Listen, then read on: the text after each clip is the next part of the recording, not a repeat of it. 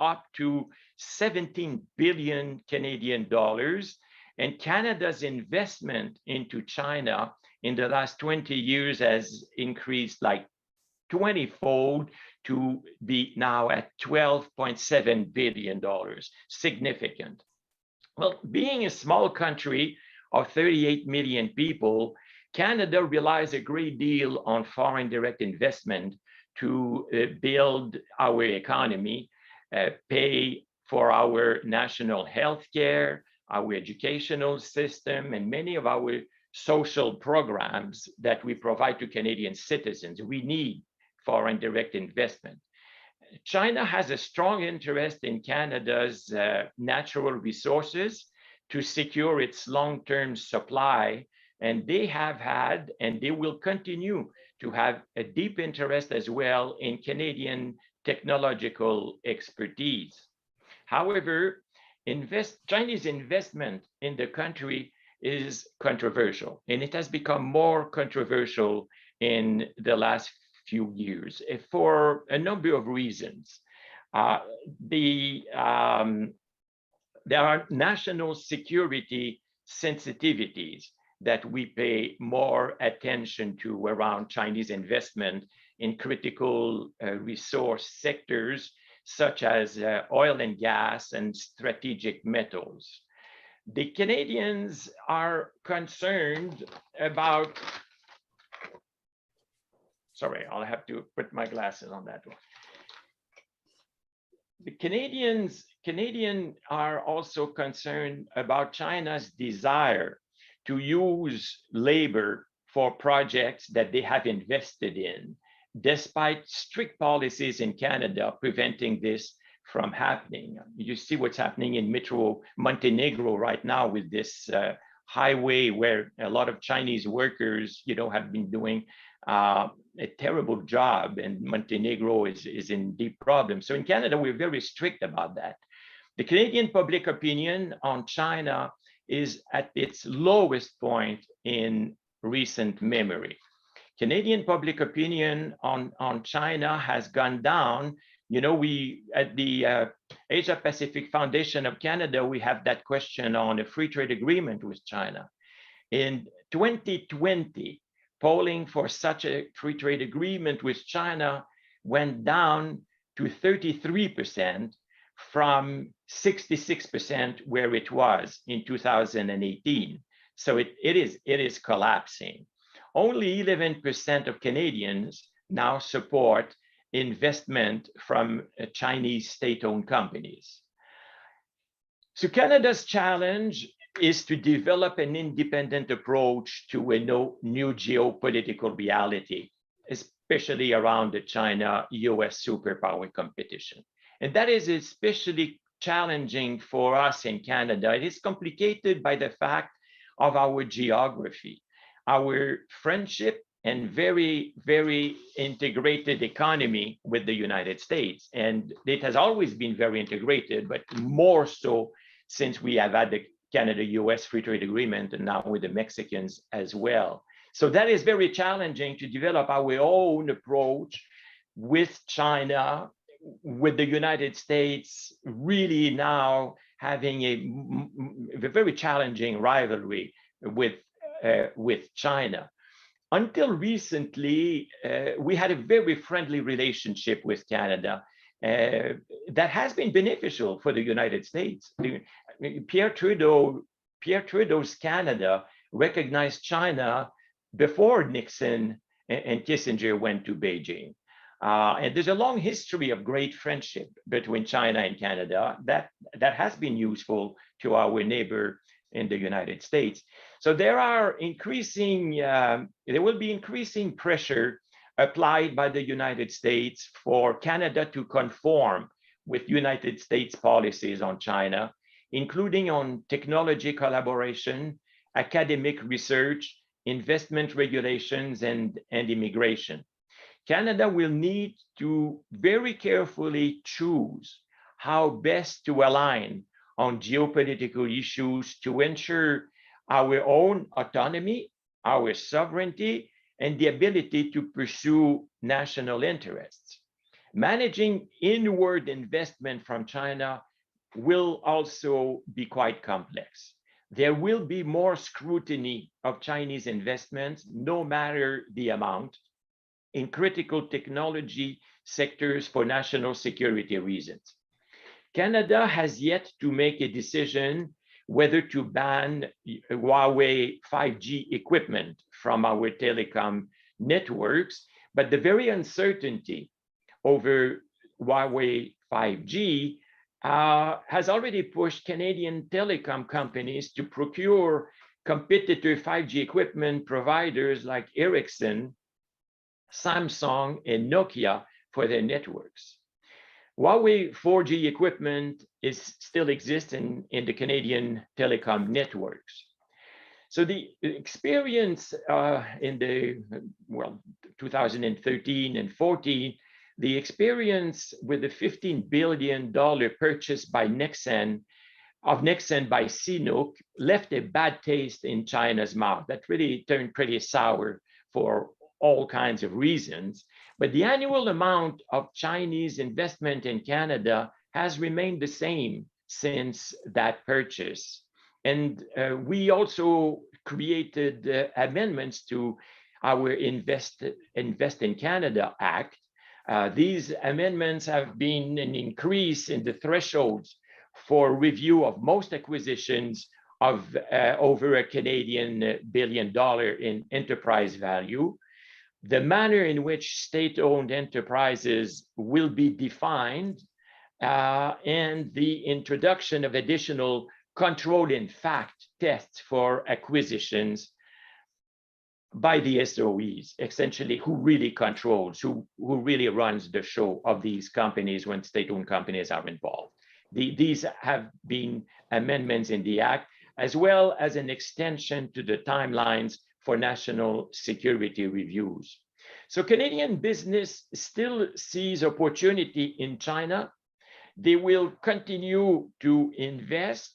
They will be sensitive, of course, to the ESG issues. ESG issues are, of course, taking a lot more room for investors, for governments, and the Canadian business leaders more and more see ESG, and they will make decisions accordingly with China. But as I say, Canadian business continue to see the opportunity. It will be more delicate related to these issues. Chinese companies will continue to invest in Canada, but they will be careful to abide more strictly to the regulatory guidelines. They will want to assume minority positions, the question of the control of the company. And I think that they have learned that they should maintain sort of a low profile in the management of their operation and investments in Canada. So this is the situation as I see it at this time. Geopolitics is going to be extremely crucial in the future of that relationship that business will have to take into account more than ever. So politics is back. There would be more politics in the business exchanges in the last few years. And we're looking to see very much the way that President Biden will approach the whole subject. And he wants the whole alliance and the whole Western countries to be closer together in challenging China.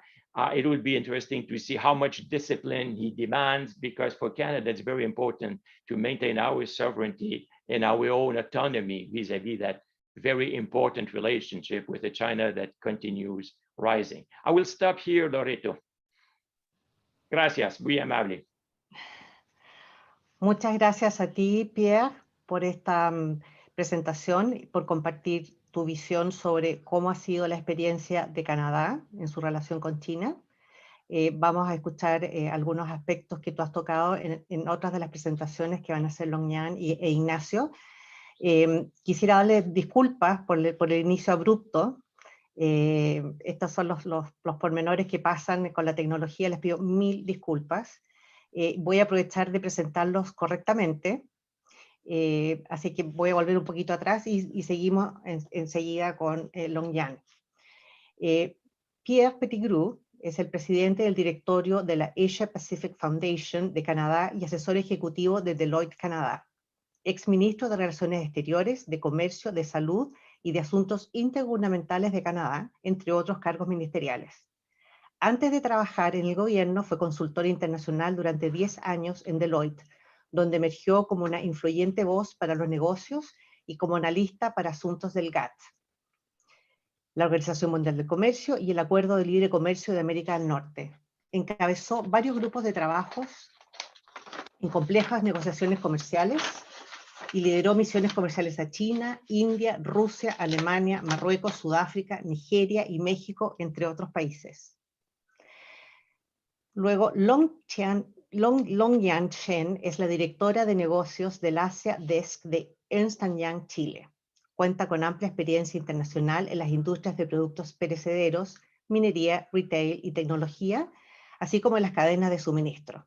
Se unió a Ernst & Young Chile en 2019 para liderar proyectos y brindar soluciones a los clientes asiáticos de la compañía, después de trabajar en multinacionales en Estados Unidos, Reino Unido, China y Perú.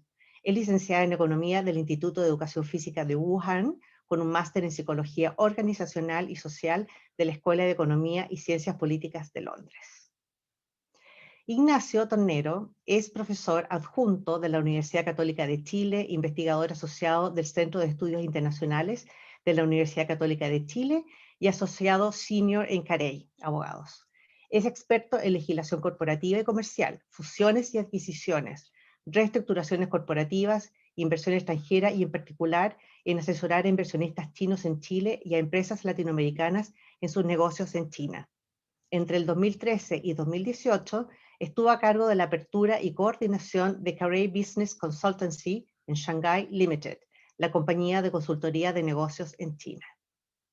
Margaret Myers es la directora del programa Asia y América Latina del Diálogo Interamericano. Creó el grupo de trabajo de diálogo sobre China y América Latina en el 2011 para examinar la creciente presencia de China en la América Latina y el Caribe. También desarrolló la base de datos financiera China-América Latina, la única fuente de datos empíricos disponible públicamente sobre préstamos estatales chinos en Latinoamérica, lo que hizo en cooperación con la Global China Initiative en el Centro de Políticas de Desarrollo Global de la Universidad de Boston. Antes de llegar al diálogo, Margaret trabajó como analista de América Latina y China para el Departamento de Defensa de Estados Unidos.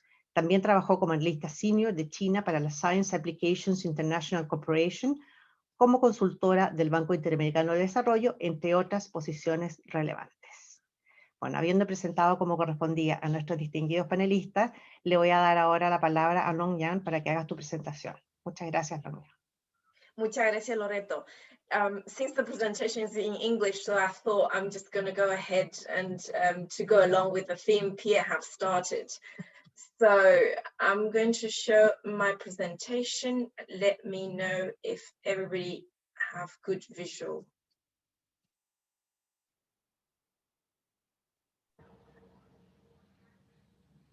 Yes? Yes, perfect. Perfect. So rather than, I think, to kind of give an opinion or a presentation, I rather think this is a discussion. To be honored to be here kind of talking about this topic of China and Chile. I thought I'll give shine a bit light on my humble personal opinion as a social psychologist for LSE. At the same time, the experience that as EY, a professional Big Four, has been experiencing. And we did a very valuable survey with various our Chinese customers. And I thought it might be interesting to share those data. Just to give kind of today's world in a bit of a context, we're talking about Belt and Road initiatives, we're talking about the global diversities, and at the same time, we start to think, China is no longer the world factory, it is becoming the world consumer. At the same time, is its development today similar to the Japanese development in the 70s or the 80s, where the economy is fast developing? We're looking at this Belt and Road initiative definitely brought or achieved mutual beneficial relationship with certain emerging markets such as Southeast Asia. And we wonder, probably China is now looking at Latin America. So we, according to all of these interesting contexts, we looked into a quite large survey with our Chinese customers and contacts who definitely showed their interest in Latin America. So 63% of the correspondents definitely already have experience invested in Latin America. And among those who have not invested, who also showed interest, of course. At the same time, Chile stands out as the Latin American hub, which we definitely see ranking as the top #1. And just right after Chile, we see the interest of investing in as well in Brazil as in Mexico. Now, among all of these interests in Latin America, we see 27% of the correspondents that have not invested Chile have planned in the next 3 years. So we see Chile as hub of the Latin American investment, and especially as if it is an administration hub in order to have a visual of the whole Latin American market, considering our political stability, the regulations, and also, of course, the opportunity led by the market. Now, what is the way most of the Chinese investors are entering this market? Joint venture definitely top all of these options. And we wonder what is from the Chilean side, is the Chileans are interested in becoming these Chinese investment partners. As Loreto mentioned before, we honorably have the ex-president joining our webinar today. So just quoting his words, I think it definitely sets a positive tone from the Chilean government, from Invest Chile, and also from ex-presidents, all his work with Chile-China relationship. We see, of course, challenges, as Pierre just mentioned in his previous presentation, but at the same time, various positive opportunities, economical development, collaborations. Most of the industry the Chinese investment are focusing on, we find from the survey, is mostly in transportation, in logistic, infrastructure, energy, mining industry, which definitely is the core of the continent and Chile has to offer. Now, considering these challenges, we definitely heard various different perspectives, but if I can separate from, let's say, people side and from the hard regulation side, from people's side, there is definitely the distance between Chile and China. It's absolutely at the opposite of the globe. Now, from that sense, we do see the importance of getting to know each other simply and culturally have an exchange in order able to be adapt. And then from professional side, of course, or from tax perspective, regulation perspective, in order to comply with the local market. Just to sum up all the kind of survey results that we have studied and researched, we did find the 3 most important elements in this survey. First is from the regulation perspective. Chinese are always looking for security, for safety, in order not to have any troubles with the local compliance.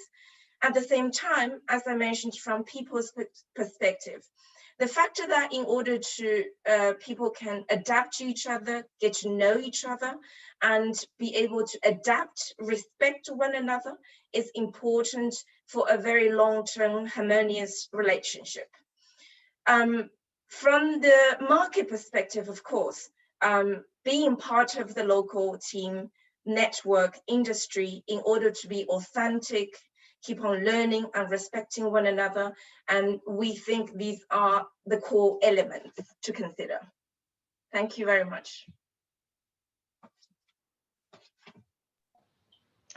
Muchísimas gracias, Longyan, por tu análisis. Vamos a volver a algunos aspectos de tu presentación en la sesión de preguntas y respuestas. Ahora vamos a darle la palabra a Ignacio. Ignacio, tienes el piso para hacer tu presentación.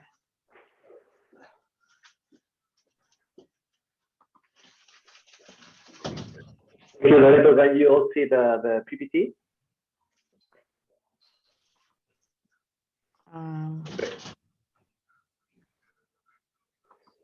Okay, great. So thank you, Loreto. I would like to thank the Dialogue and la Fundación China del Pacífico for this kind invitation. Also thank Pierre and Longyan for the great presentation. So my presentation will be 10 years of Chinese outward foreign direct investment, or FDI, in South America and Chile, past and future perspectives. This is actually containing the main findings of a research project that will be published as a chapter in a book that will be published by the Center for International Studies at Universidad Católica in the second term. As Loreto mentioned in her introduction, I've been assisting Chinese enterprises in their operations in South America for the last decade, and also researching the trends of Chinese FDI in the region since then. And back in 2011, my thesis when I was still at law school at Pontificia Universidad Católica was about Chinese investment in the region, Chinese FDI in Latin America, the Chilean case towards the strengthening of a strategic alliance. And my main thesis was that before 2010, there was not much Chinese OFDI going into countries such as Brazil, Peru, Argentina, Chile. And however, in 2010, I identified what I mentioned like a turning point in the relationship between Chinese OFDI in Latin America. At that time, 95% of Chinese OFDI to the region went to the Cayman Islands and the British Virgin Islands, and Latin America and the Caribbean received 17% of the world total. So I wanted to revisit the situation of Chinese OFDI in the region in order to understand what may have changed. We all know that many things have changed. We all know that there is a much bigger presence of Chinese companies in the region. First of all, we have to acknowledge that this phenomenon of Chinese OFDI in the world is something pretty new. If we go back actually to 2002, there was not much Chinese OFDI going overseas. Just to mention like a figure, 2.7 billion were invested back in 2002, which is not a lot of money. However, the trend changed pretty fast. We see what happened back in 2008, mainly because of the financial crisis. And Chinese investment overseas reached a peak back in 2016. We always need to see things in perspective, and I also wanted to compare the situation of China with the ones of the United States, Japan, and Canada. And even though we may see that Chinese investment has been growing since 2002 in the last 2 decades, we have to recognize that it's still lagging behind the amounts of the US, for instance.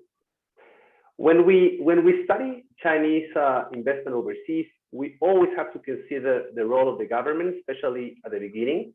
I always like to mention that Chinese investment started happening back in the late 90s because of this public policy called the Go Out policy that was launched back in 1999 by former President Hu Jintao.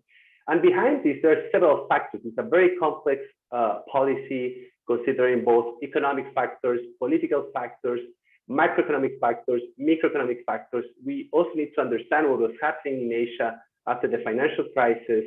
The Chinese market was becoming a more competitive market itself.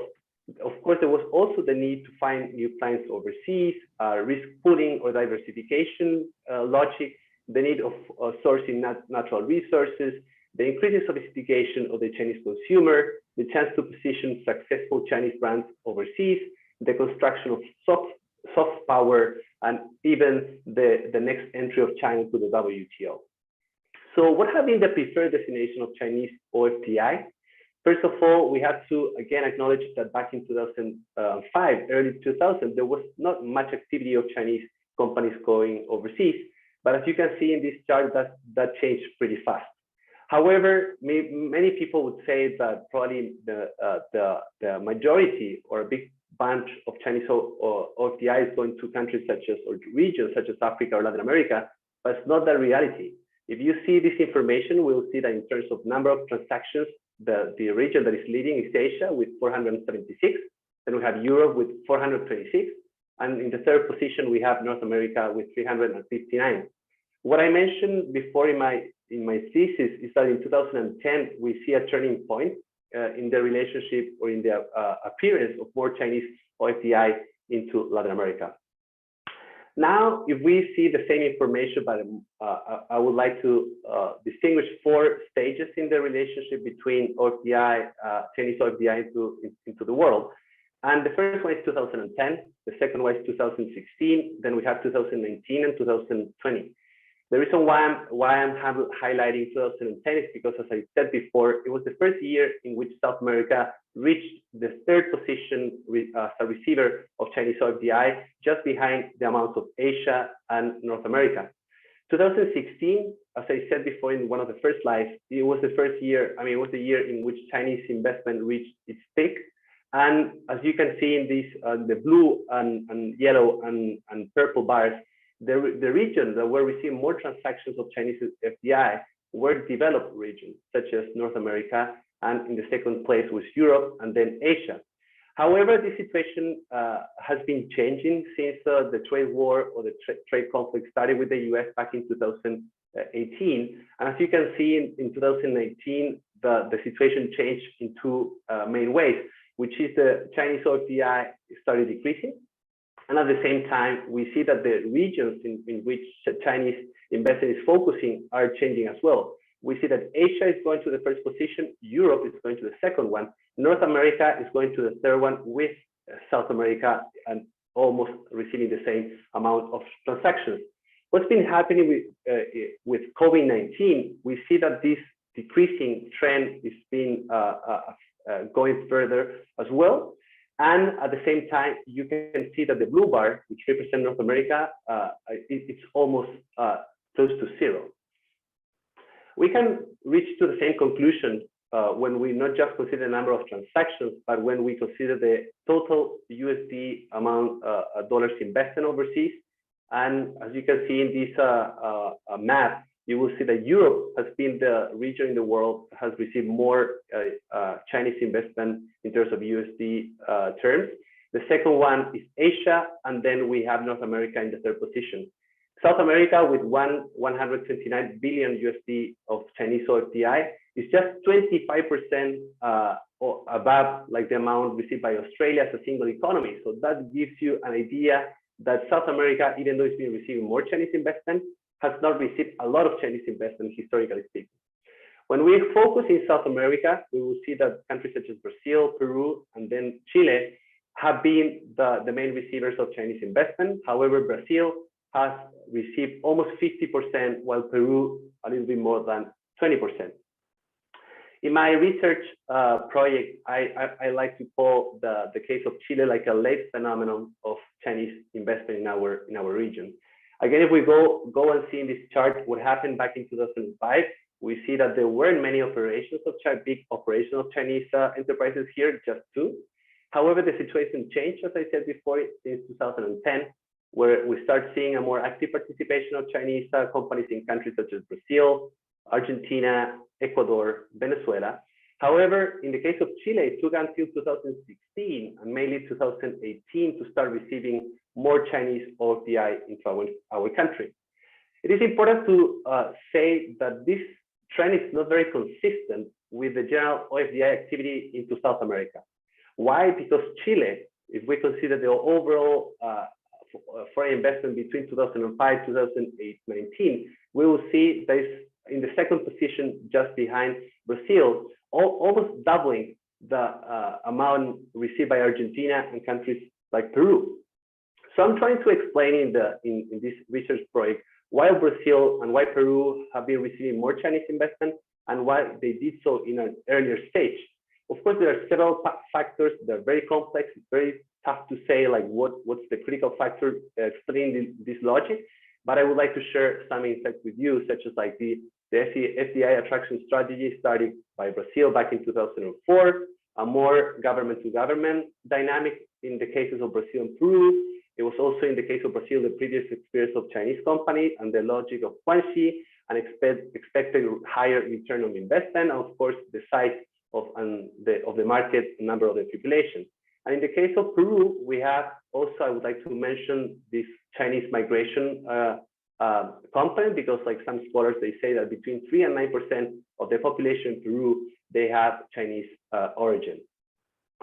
Again, the case of Chile, we can say that it's a late phenomenon in terms of Chinese investment. We see that not much happened between 2012 and 2016 or 17. However, this trend has been changing pretty fast. We see in this chart that back in 2018, Chinese investment reached its peak, and it was at the same year when China was the first foreign investor in our country. And that may explain why many people may think that Chinese investment in Chile is historically high, which is not a reality. So that's the reason why I would like to show here that the main historical investors in Chile have been the United States, Spain, and Canada. And if you see the historical stock, I mean, for the US, Spain, and Canada is all, I mean, roughly the same amount. There are 3 times the amount of Chinese investment in our country. In terms of like the main areas of investment, I always like to make the distinction between big transactions. What I mean about that is like over 100 million USD and smaller transactions. In the case of Chile, we see that there is a balanced situation of capital flows going to the energy sector and metals, almost 50% each.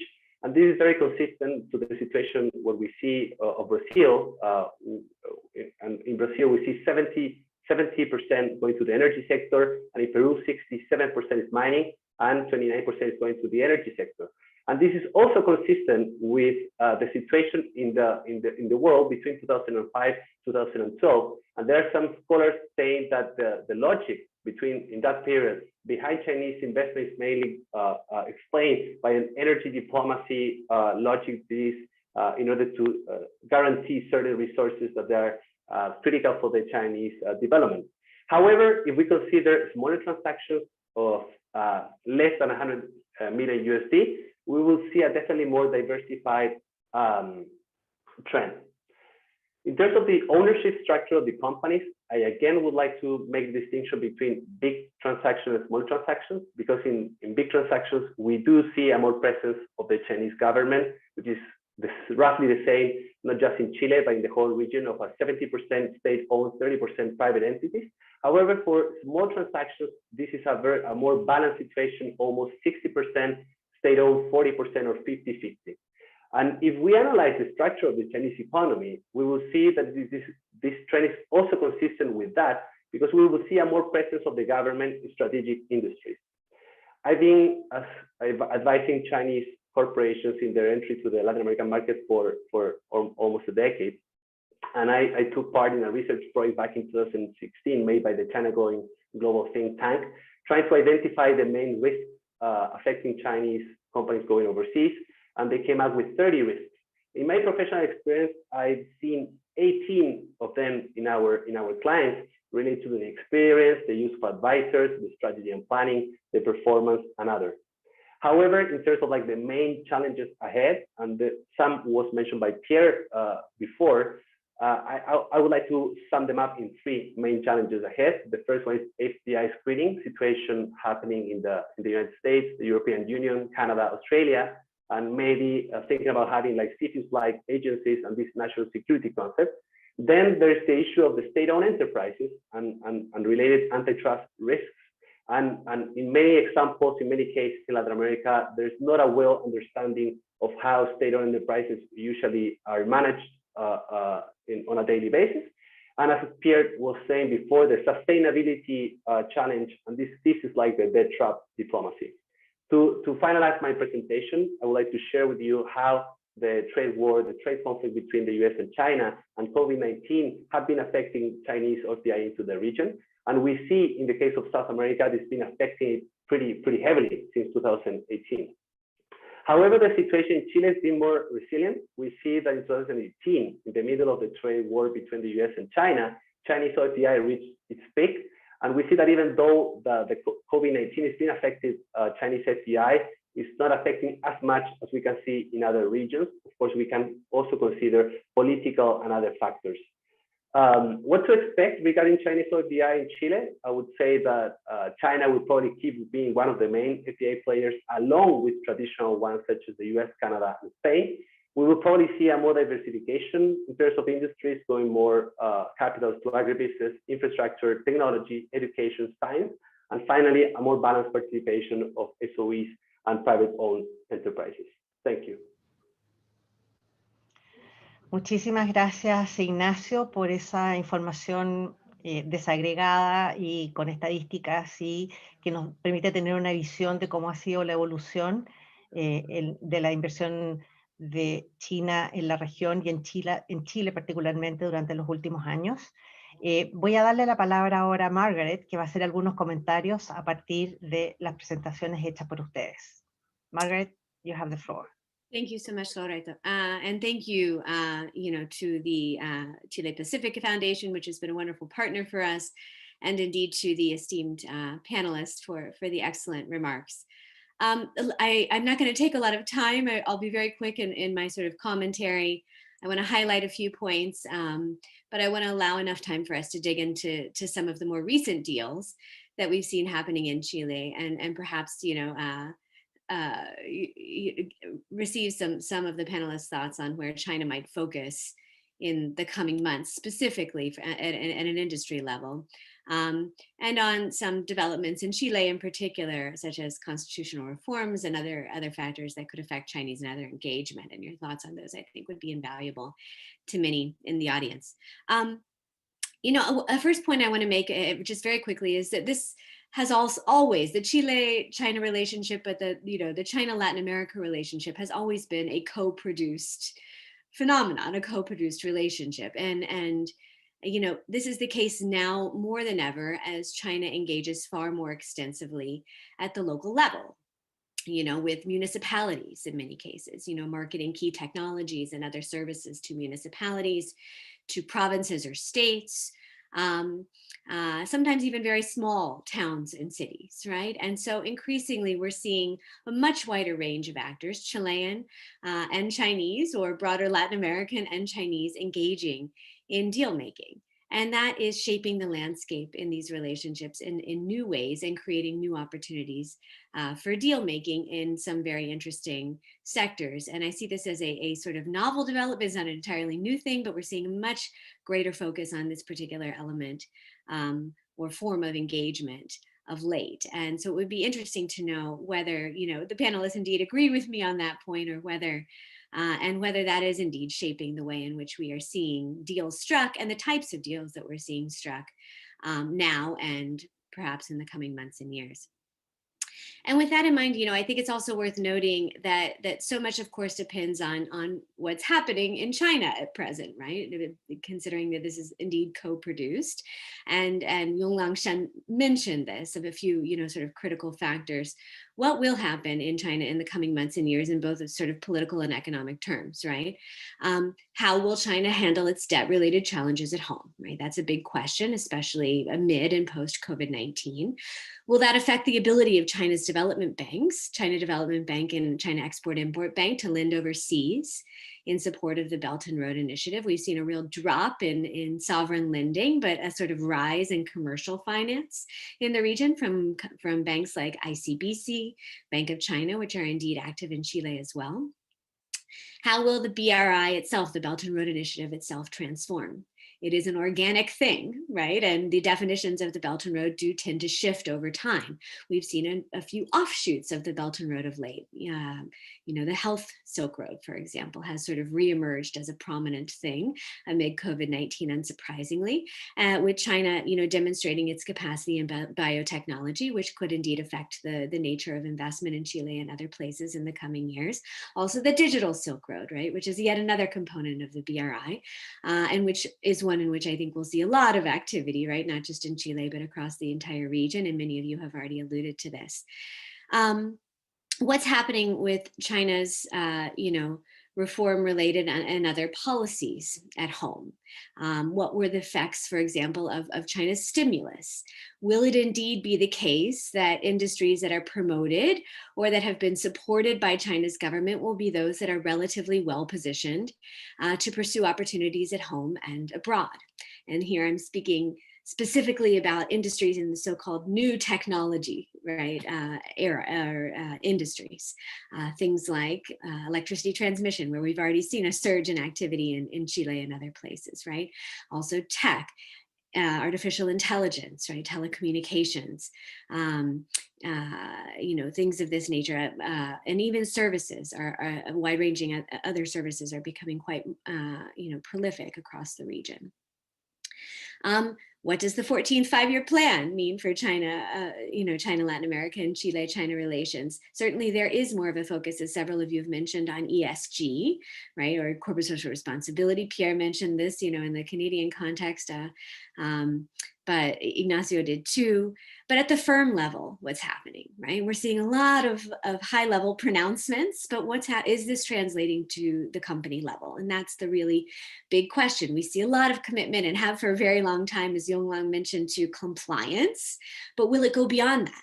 Will we see much more of a commitment to ESG sort of 2.0, right? As many sort of international companies are adopting at this place. And then there's the domestic political economy factors that shape all of this in Latin America and Caribbean too, right? And of course, in Canada as well, Pierre, what factors on the ground will be supportive of more engagement or else limiting of more engagement? How will they shape what China is doing in the region? And, on the latter point, will China see Latin America in recovery as an attractive investment environment, including in comparison to other regions in the world? Obviously, Latin America, as we saw in Ignacio's slides, is not the only investment region where China is heading, and is often not the top one. Will it be able to compete with other regions in the coming months? Africa, for example, Southeast Asia, and so on. And then there's the question of perceptions, and this is one also that Ignacio sort of noted. Many are interested in more engagement from China. Indeed, I think will be post-COVID-19. This will be a really critical moment for many countries in the region. But we've also seen some concern, some alarm about extensive, dependence on China, frankly, in a wide range of areas, whether it be trade or in terms of investment in certain critical sectors. Ignacio mentioned antitrust risks, right? This is not just a Chile phenomenon, of course. We're seeing these concerns articulated across the Latin American and Caribbean region. And, I think with all of this in mind, and please, I hope that our panelists will correct me if I'm wrong about this, but most of the analysts that I've spoken with expect a real surge in any case, right, in Chinese activity, not just in Chile, but in other places in the near term, primarily though through mergers and acquisitions in those traditional sectors, right, that Longyang mentioned, right, mining, for example, a lot of extractives, infrastructure development of various sorts, but also in those industries or in the exportation of technologies and technological services, which have in many cases a sort of quicker return on investment, which is of critical importance to China, sort of as China also emerges from the COVID-19 crisis, albeit in a much better economic position than a lot of other countries and economies in the world. And then finally, the last factor is the US one. From what I can tell so far, I see continued concern about the extent of Chinese investment in parts of the region, but something of a real sea change in the way that the Biden administration is viewing possible competition with China in the region, noting that more in the way of targeted economic engagement in Latin America, taking into account, of course, the SDGs, right? Sustainable Development Goals and existential challenges in the region, things like climate change, is indeed the very best way to ensure strong US Latin America ties with China in mind or not, right? So we'll see how all of this plays out, how it's applied in practice. but I do see a very, very fundamental shift in thinking about China and US-China competition in Latin America, albeit with continued concerns about Chinese engagement in certain specific areas. And I'll leave it there and very much look forward to the discussion. Thank you. Muchas gracias, Margaret, por tus comentarios y complementación a lo ya presentado por nuestros panelistas también. No sé si ustedes tienen algún comentario a lo expresado por Margaret, Long-Yan o Ignacio o Pierre, o pasamos a las preguntas y respuestas que tenemos de nuestra audiencia. Si no hay comentarios, vamos a ir viendo qué preguntas tenemos hoy día.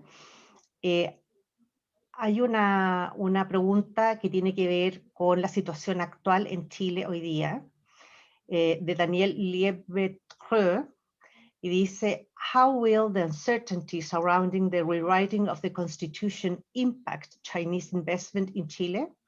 Do the Chinese view it as an opportunity as European and North American investment slows? No sé quién quiere tomar esta pregunta. A lo mejor Ignacio o Long-Yan, no sé, Ignacio, que tú estás. Sure, no problem, Loreto, and thank you for the question. In my opinion, like, of course, Chinese companies, both private and state-owned companies, they've been very involved, and they are very looking forward to understand like the recent challenges and how the process has been structured so far.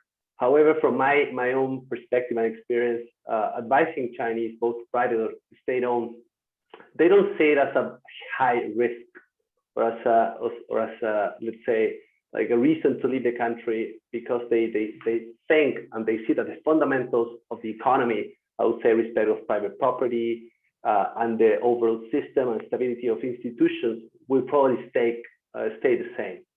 At the same time, Chinese, I mean, all these investments are big investments and they are looking for the mid-long term. And the reason why they enter Chile is because they see it as a stable economy.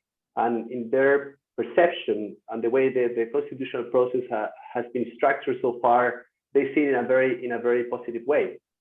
In the firm, we've been doing like a roadshow with another Latin American firms from Brazil, Peru, and Argentina, trying to explain the main kind of like political changes we are being suffering, and the social unrest in Chile that started back in 2019, and the constitutional process in Chile. And we've been talking with law firms and with clients directly, and they see it in a very positive way.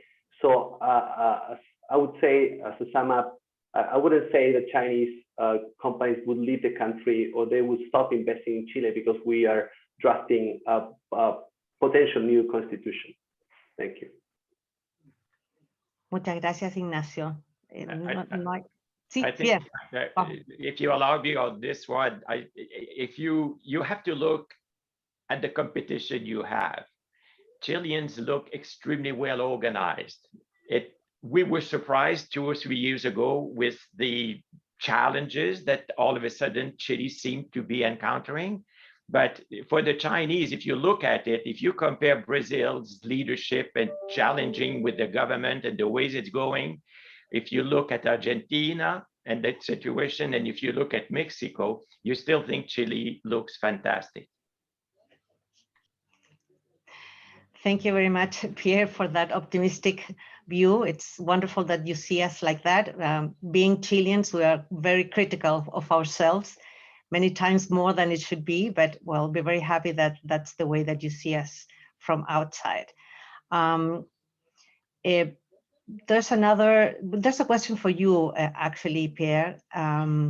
It says, what would you say are the lessons learned by Canada in its relations with China, and which would be your recommendations for Latin America in that sense?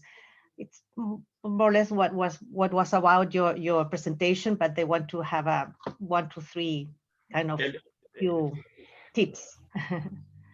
As I say, we've always had a very friendly relationship with China, and on the whole, there was a great deal of trust, and it was unfortunately taken away in the last few years. So it will depend, of course, on how things evolve in the next few years. We have learned to be vigilant about the control of the companies. And we will be more vigilant in the future to make sure that when the Chinese invest in Canada, they continue to have minority control, and that the visible management not be Chinese. And it is for their own good, in the sense that if you want development, it's better this way. We also need to be very vigilant about intellectual property. This is something we've learned in some of the associations with Chinese investments in Canada around the technology. But I do believe that despite these vigilances, it is still very important to be open to those investments, and at the same time doing it, however, in a way that we continue to maintain our autonomy and our sovereignty. And it'll be a balancing act because of our very close relationship to the United States here. Thank you very much, Pierre, for that. Let me see, there's another question here. I don't know who wants to take it, maybe Leon, Felipe or Ignacio, sorry, or Longyang. It says, ¿cómo la provisión china de vacunas contra el COVID-19 y otros insumos médicos, así como la alianza para desarrollar las vacunas, pruebas en personas, ha cambiado la relación con Chile y América Latina? ¿Hay realmente un punto de inflexión en esto?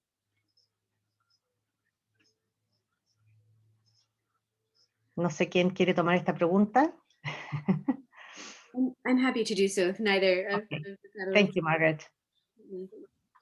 I think we were fortunate to have a meeting just a few weeks ago with Fundación Chilena del Pacífico about China's engagement and COVID-19 diplomacy in Latin America, and have done some research since then.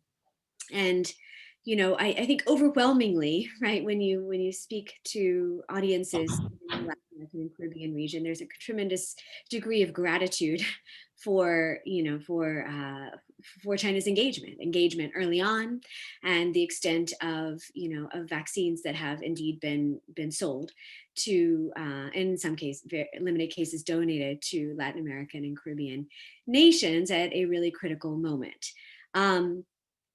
That said, it's unclear how much really, you know, vaccine diplomacy, aside from, you know, personal gratitude, has affected overall views of the China-Latin America relationship. There is some commentary surfacing about, you know, suggesting that in the case of Brazil, at least, and perhaps elsewhere in the region, that we are seeing a real fundamental shift in the way that Brazilians view, you know, the U.S. in comparison to China in particular, but also just China in its own right, seeing it as a much stronger partner. But we also did our own analysis of this through a program called Twitter mining, right, or a process called Twitter mining, wherein we looked at all of the tweets pre-COVID and during COVID referencing China and all of the words used in those tweets, right? And so we looked at sort of perceptions among folks who use Twitter in the Latin American region. And we did some sentiment weight analysis on those words that were used in those tweets. And we found that in general, you know, there were negative words used and positive words used, about, you know, 50-50, were 50% negative, 50% positive. But in general, they were more emotionally weighted. So there was a stronger view of negative view of China, and at the same time, a stronger positive view of China. This was especially apparent in Brazil, but also apparent across the entire region. So based on that analysis, right, it suggests that views of China, which have always been about 50-50, right? 50% positive, 50% negative on average across the entire region, haven't changed all much, but there's a much stronger emotional reaction as concerns China, and more tweeting about China, suggesting that China perhaps has a more extensive, or their views that China has a more profound or extensive impact on one's personal life in the Latin American and Caribbean region. But I think much more remains to be done in terms of analysis on this particular topic. Muchas gracias, Margaret, por esa completa respuesta. Algo me mencionaste tú, Margaret, sobre el Belt and Road Initiative, a pesar de que no fue mencionado explícitamente en las presentaciones, pero es un mecanismo de inversión que ha usado China en muchos países y está usándolo para desarrollar su proyecto del Belt and Road. Y hay una pregunta acá que dice, how does China's engagement with Chile advance Belt and Road and other objectives? I don't know, maybe Margaret, you have more views on that, given that you spoke about Belt and Road Initiative. Y voy a complementar un poco lo del Belt and Road Initiative. La experiencia de algunos países en Asia, en particular en el caso de Malasia, por ejemplo, donde hubo inversiones en infraestructura a partir del Belt and Road Initiative, esto llevó a que parte del desarrollo de esta inversión, al desarrollar la infraestructura, trajo problemas de mano de obra. ¿Por qué? Porque China llevaba a sus propios trabajadores, eso produjo problemas laborales al interior de Malasia, en fin. Pensando desde esa perspectiva y la relación que puede haber entre China y Chile utilizando el Belt and Road Initiative, ¿qué ves tú o qué riesgos ves tú de que haya problemas regulatorios o algunas medidas que debamos tener nosotros en consideración? O a lo mejor el Belt and Road Initiative, en el caso de China y Chile, va a ser más por el lado de lo digital que en infraestructura, como ha sido en el caso de otros países alrededor de China. I'll defer to Longyan or Ignacio, but I'm happy to make some comments if either of you would like to go first, by all means. No, okay. I'll just let me just say simply that, you know, as I mentioned before, the Belt and Road Initiative, and I would hardly claim to be an expert on the Belt and Road Initiative, but it's an ever evolving initiative, right? The definition changes quite extensively from one obviously that was very narrowly geographically focused to one that is now entirely global in its ambit. With the Latin American region being incorporated in 2018 and Chile having signed now a Belt and Road Cooperation Agreement, which makes it a formal member essentially for all intents and purposes of the Belt and Road Initiative. Neighboring countries have, of course, not. Argentina, for example, has yet to sign. Brazil too. Colombia, others, or other countries in South America at the very least. So. What I would say also is that, you know, the Belt and Road Initiative tends to be viewed as an infrastructure project, right? But it is so much more than that. It is, or at least is described in, you know, in Chinese and other documents as an connectivity enhancing initiative, right? And that connectivity is defined in different ways. There is financial integration, there's trade integration, there's of course, you know, connectivity that is the result of infrastructure development. But another very important aspect of this is people-to-people connectivity. And what we see happening in Chile is really an effort to advance all of these areas of engagement. So not just infrastructure development, or not just development, but we see acquisitions, right? Obviously of infrastructure assets, such as in the electricity transmission sector, but also extensive employment of human resources, both, you know, official government resources, representatives, but also civil society type actors, sort of pseudo quasi-governmental organizations such as the CCPIT, which is, you know, a trade promotion organization, and others that are engaging across Chile, right, in all sorts of different places to facilitate and advance Chinese interests, most of them commercial in nature, but also some of them political and otherwise oriented. And so in many ways, I mean, the activity is extensive. I tend to think that most everything that Chinese state-owned enterprises in particular, and Chinese government entities do, is indeed supportive in some form or another of the Belt and Road Initiative, just given how broadly and it is defined, right?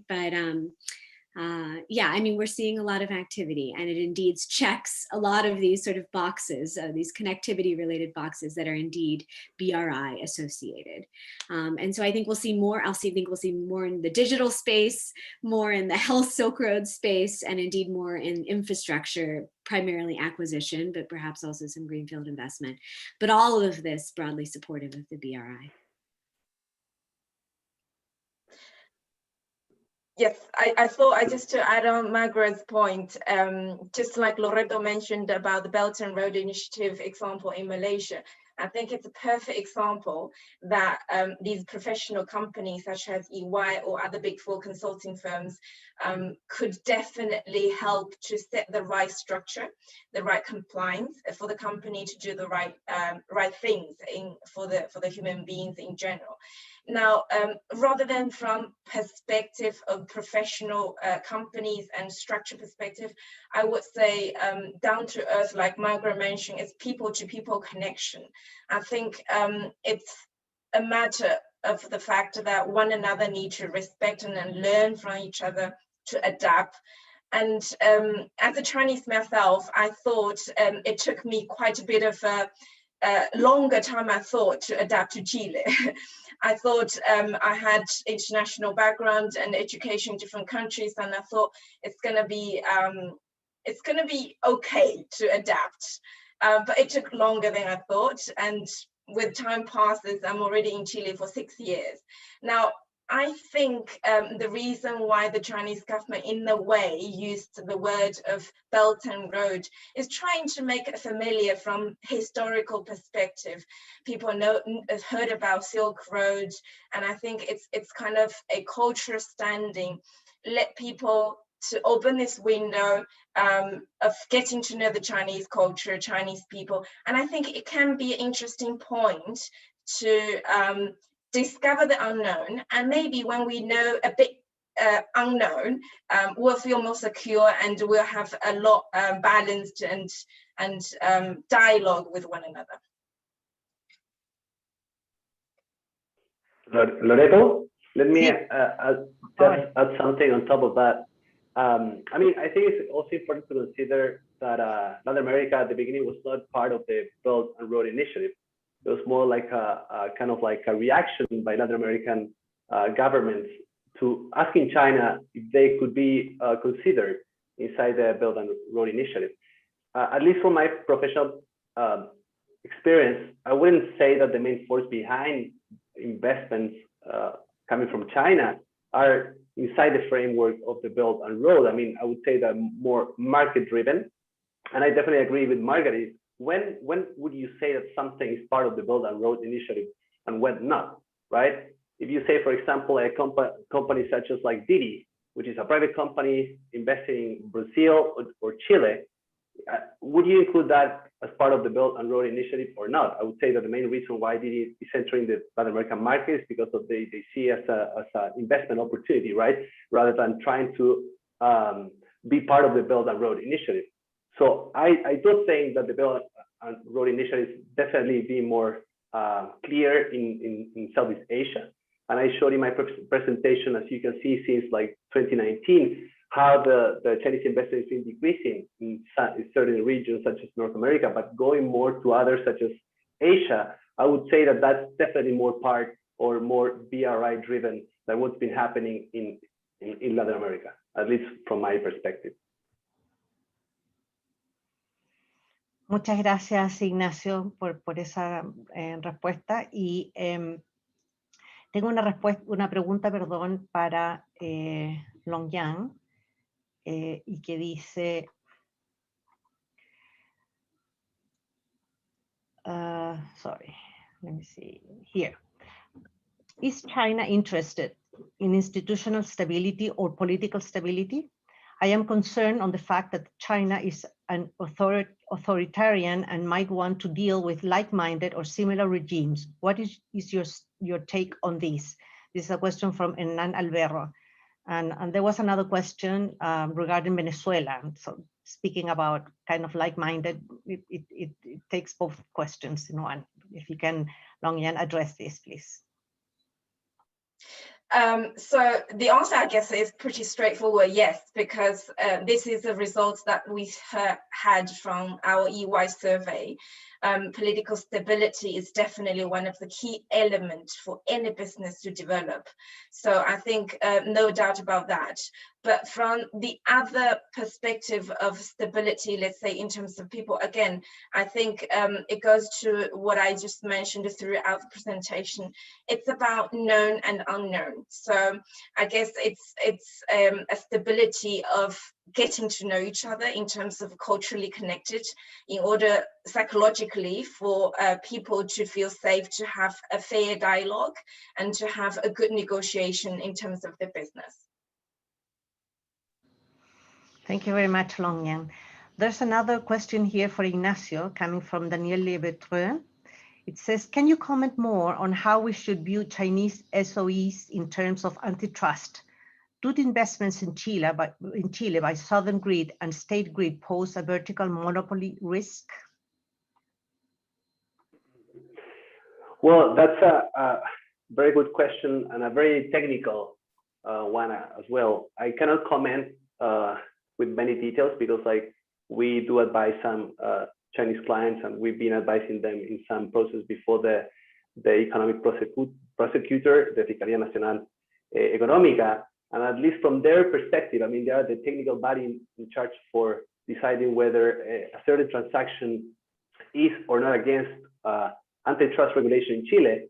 At least in their interpretation, there's not. So, but I would like to comment regardless of that of course, and as I mentioned in my presentation, I see a risk related to Chinese state-owned enterprises.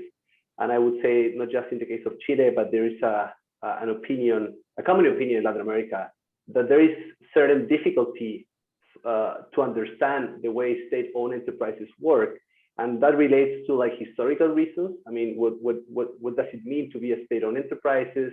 What's the origin behind that? What's the meaning of having certain strategic industries in which you have a bigger role of the government?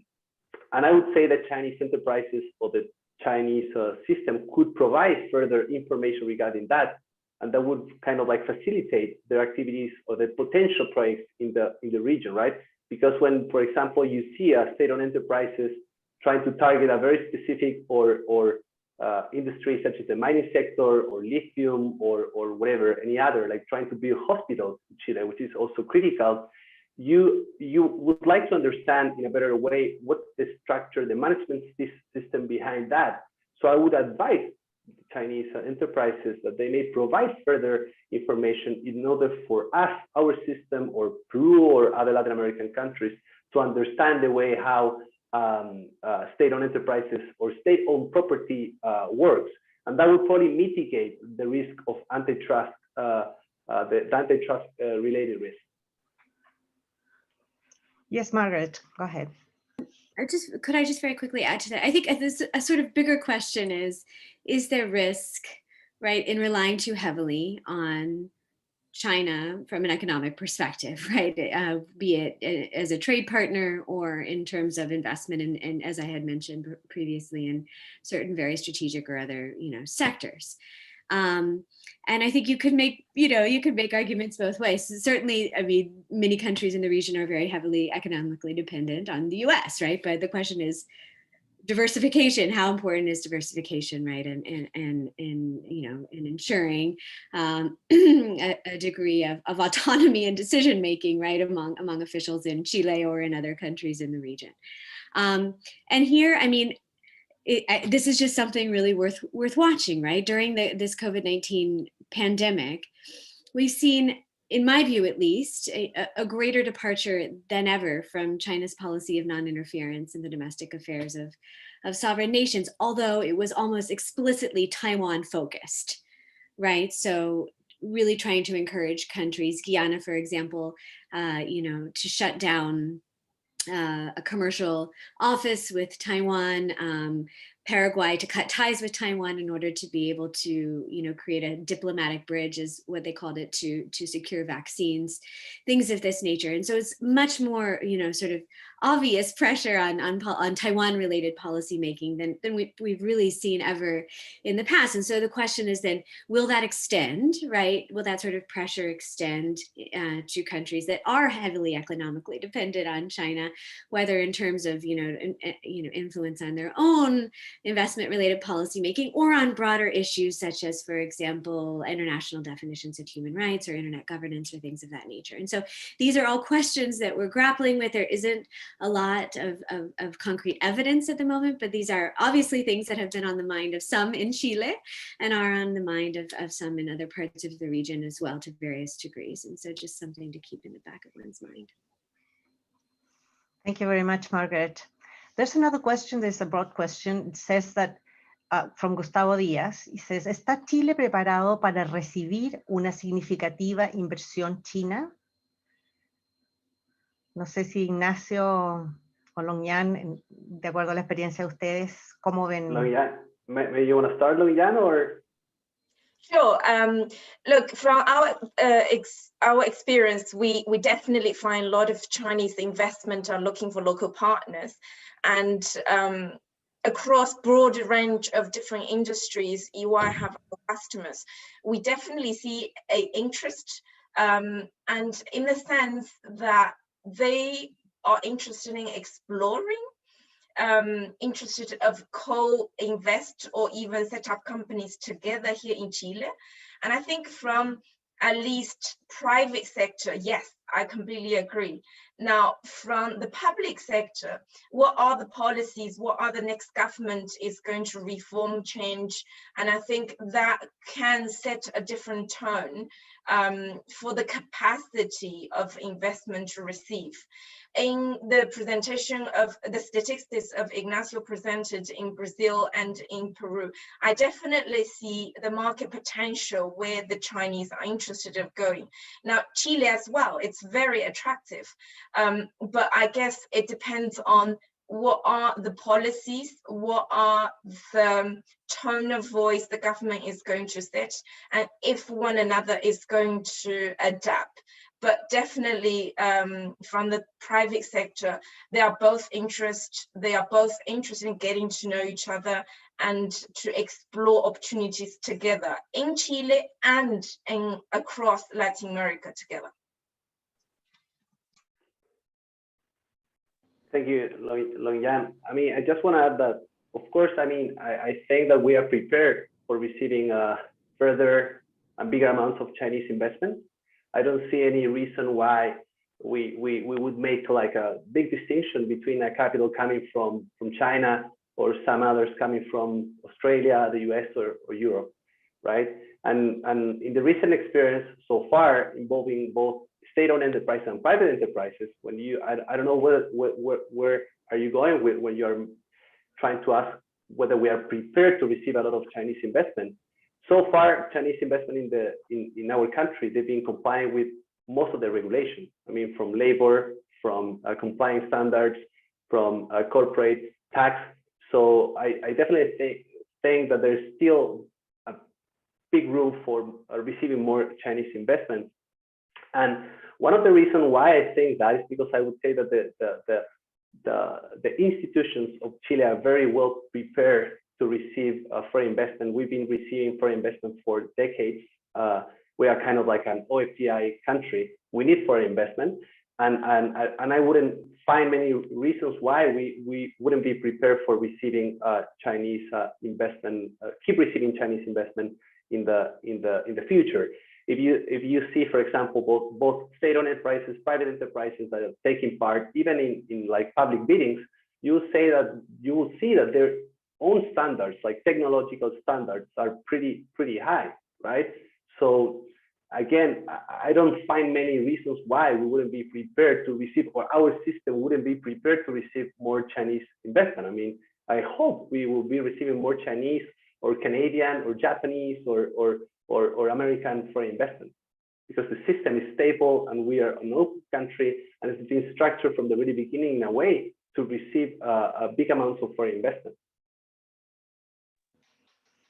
Muchas gracias, Ignacio. Y hay una pregunta que yo creo que tiene un poco el tema de la confianza de esta inversión o potencial inversión de China en ciertos sectores en Chile, y es de Christian Stott, que dice: The Chinese hydroelectric power plant model of 15 million watts can be used in Chile, Latin America, by modernizing the current obsolete plants like Colbún, Ralco, Rapel, Endesa, CGE, Copper. I don't know if you have an idea of. I mean, myself, I'm not an expert. I mean, I'm not an engineer, so maybe Pierre or Long-Jan, they would comment on that. I don't know. Thank you. It's beyond my pay grade. Well, it was a very specific question, so never mind. It's just reflects the worrisome that exist along some of these investments in infrastructure in our region. There's another question here that says, from Eric Chen, says, could you help us understand how China engages with the LAC region at the local municipal levels, if there is any kind of engagement? I don't know if you have that experience, Pierre, in Canada, at a local level, municipal levels, or it's only state to state or big companies. No, they are all over the place. I know Margaret knows a great deal more about these relationships, but in Canada, of course, if it's a major investment, it has to go through the federal government whenever it gets to be important. And then we have a federation, the provinces, laws and regulatory system kicks in as well. So you have like 3 levels, but obviously, you will have, the Chinese getting directly in touch sometimes with municipalities and all that, but they have to go through the other filters as well. I can add very briefly to that. It happens through all sorts of different mechanisms and all sorts of different channels. There are wide-ranging actors in China that are in many cases, responsible for making these connections at the local level. These include companies themselves, and some of, the top tech companies are very, very well equipped, having offices across, South America to do this, creating, all sorts of relationships with mayors, with other sort of governors, other local level leaders, and facilitating deals at those levels. Often it depends on the degree to which a country is federalized, right? System is federalized, and how much decision-making authority is afforded to governors and mayors, and what the approval process indeed is like, whether it requires national approval for certain types of deals. In other cases, these things are struck at the central government level, right? But then by higher ranking authorities, but then are implemented at the local level. And so you'll see a lot of the sort of surveillance technology activity done that way through ministries of interior, right, and Huawei, for example, and then implemented in sort of test cases across the country. But again, I would say, it's really critical to understand that this indeed is also co-produced, right? It's not that China is always coming to the region and offering things to mayors. It's that mayors and indeed governors are reaching out. Gerardo Morales in Argentina is a perfect example of this in Jujuy province, right? Who has in fact initiated much of that activity at the local level in that particular, instance. So it's very wide ranging. If you want to read more about it, I wrote a paper called Going Local, and it explains all of the mechanisms through which this happens. It is so much the same in Canada, Margaret, and a lot of it, I like very much your expression co-produced, because you wouldn't know how many provincial premiers beyond the federal government. In Canada, provincial premiers, many of them go 5 times a year to China, and mayors as well. So I like your expression of co-produced, because much of it really comes from initiatives from local authorities. I thought add on the point mentioned about the exchanges. Me personally, I'm from a city called Suzhou, and that was there is a Suzhou Singapore Industry Park that was initially started in the early 1990s and introduced basically with all the methodology, all the success story of Singapore into my city. And everybody have found memories of all that building process, because it's not only learning about the other country's successful stories, but at the same time, definitely create very, let's say, cultural bridge between two cities.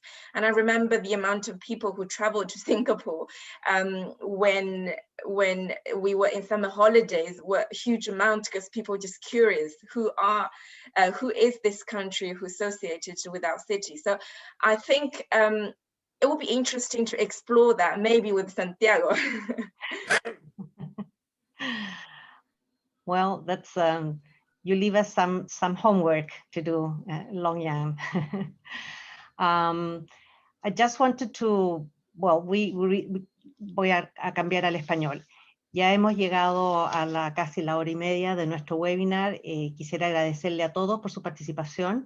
Quisiera nuevamente darle las gracias al expresidente Frey, que ha estado acompañándonos en este webinar. No sé si quiere decir algunas palabras, presidente.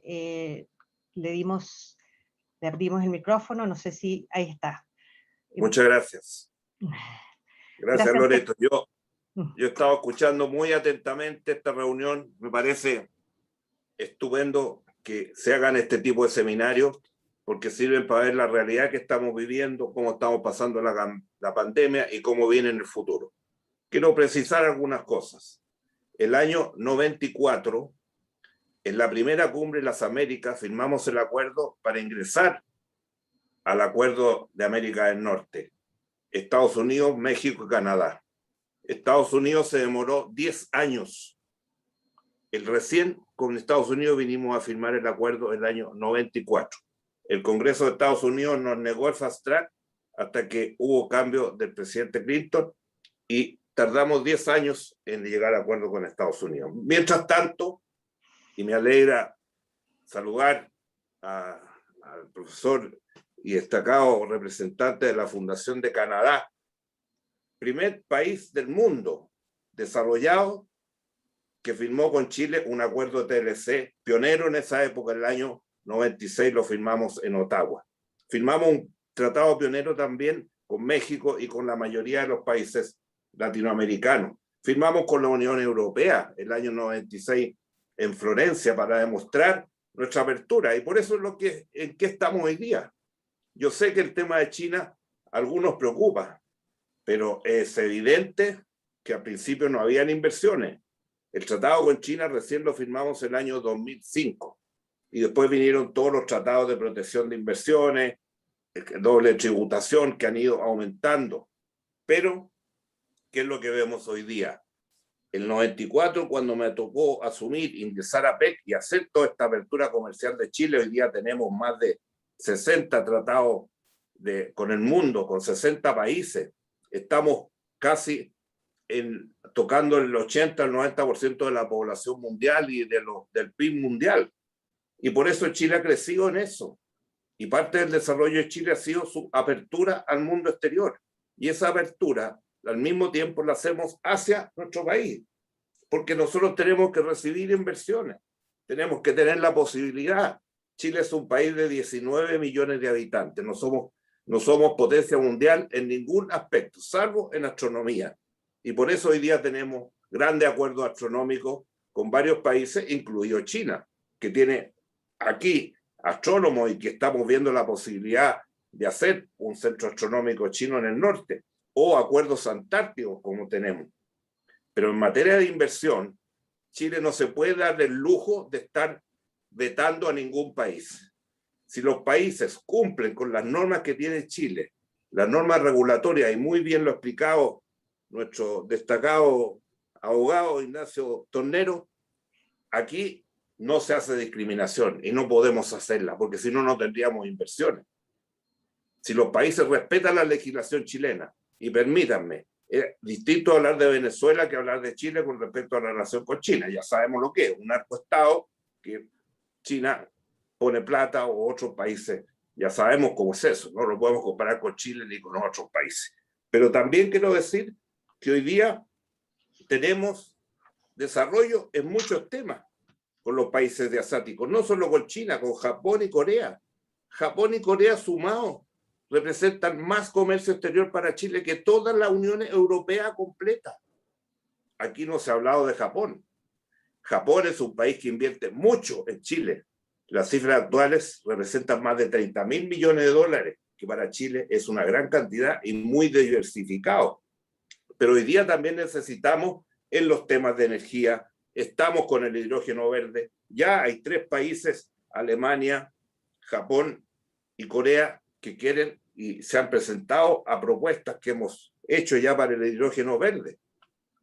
Pero mientras tanto, Estados Unidos hace 3 años, lo digo con toda tranquilidad, hace 3 años no tiene embajador en Chile. 3 años que Estados Unidos no tiene embajador en Chile. Saquemos la gran minería del cobre. La gran minería del cobre son las grandes transnacionales donde están todos los países del mundo, o la gran mayoría de las grandes potencias, tanto en su propiedad como en su instalación en Chile y en los principales países donde hay minería.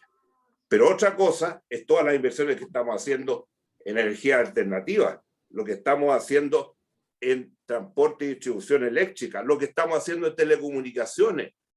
Estamos partiendo con el 5G, queremos fibra óptica, porque para ir al Asia o para ir al norte tenemos que ir por la fibra óptica que vienen del norte y ahí nos quedamos bloqueados porque no tenemos ninguna posibilidad y por eso queremos fibra óptica en el Pacífico Sur, porque es la manera de acercarnos al Asia y a todos los países de ASEAN y a todos los países con que estamos haciendo negocios.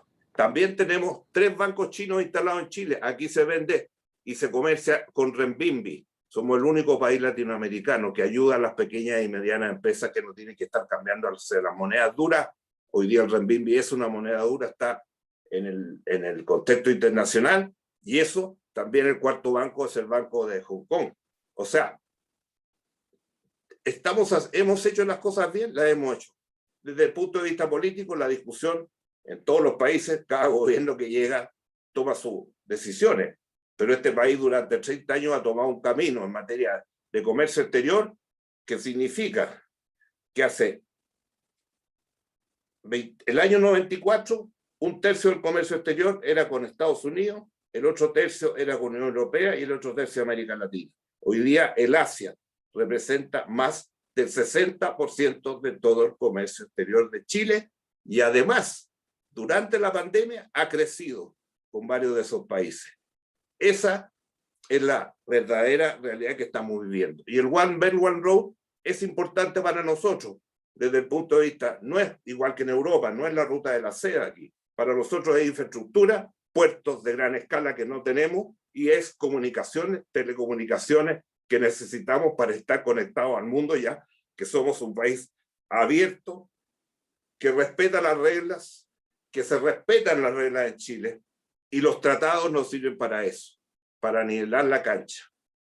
Yo lo he recordado muchas veces que cuando empezamos a negociar con China, nos decían, póngale todas las condiciones a China, si no, no firme nada.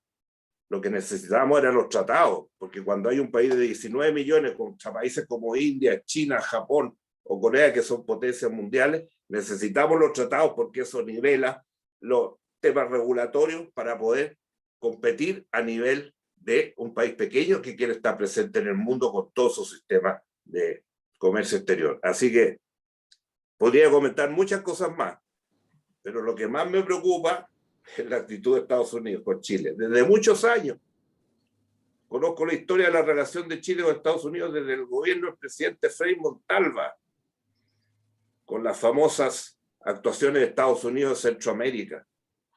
Y así, y en el caso nuestro, 10 años se demoró Estados Unidos, 3 años sin embajador. ¿Qué señales son esas? Espero que el presidente Biden las cambie, porque son malas señales para nuestro comercio exterior y para nuestra realidad y para nuestras inversiones, que las necesitamos para resolver nuestros problemas. Por último, la pandemia.